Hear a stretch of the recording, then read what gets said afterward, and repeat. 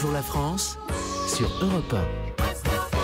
On entend de plus en plus d'anciens dirigeants de la Silicon Valley qui disent que les réseaux sont dangereux pour la santé. Alors dangereux, le mot est peut-être pas très approprié, mais qu'est-ce qu'il faut en penser finalement, docteur Gérald Kierzek? On va en parler avec vous.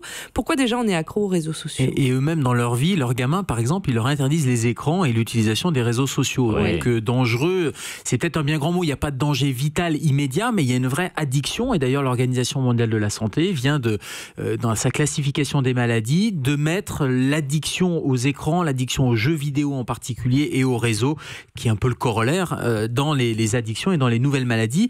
Il y a même des psychiatres qui parlent de nouvelles crises de la santé mentale. Pourquoi ? Parce que quand on parle d'addiction, il y a un vrai phénomène d'addiction avec, non seulement on passe des heures devant son écran, mais en plus quand on n'a pas, et aujourd'hui il y a des gens qui vont dire, mais comment ça la journée sans le réseau social, mais comment je vais vivre ? C'est-à-dire que c'est ça l'addiction, c'est ce phénomène de manque. Je ne peux pas imaginer vivre sans passer du temps à scroller, à être devant mon écran, devant mon portable. Et il y a même une maladie, et c'est pas une maladie, c'est des symptômes de manque, la nomophobie. Vous savez, la no-mobile phobie, c'est-à-dire vous ne pouvez pas vivre, vous avez des signes de manque quand vous n'avez pas votre portable, votre smartphone, vous ne pouvez pas scroller, etc.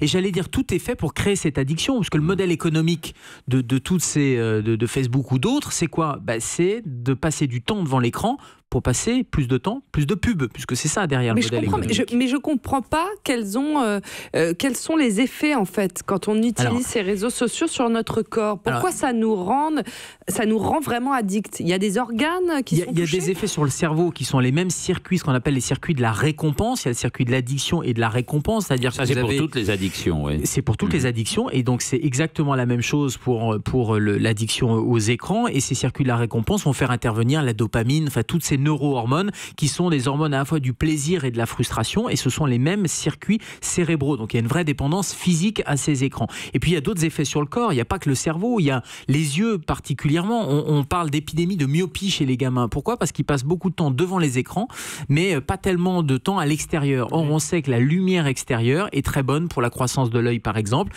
et donc ça éviterait d'avoir une fatigue oculaire, d'avoir une myopie, d'avoir peut-être, alors ça les études sont en cours, mais il y a de plus en plus de suspicions pour faire un lien entre la DMLA, vous savez, cette dégénérescence de la rétine, et le temps passé devant les écrans. Alors, c'est pas le temps passé devant les réseaux sociaux, mais c'est le temps passé devant les écrans. Et quand on regarde un réseau social, par définition, on est devant l'écran. Europe 1.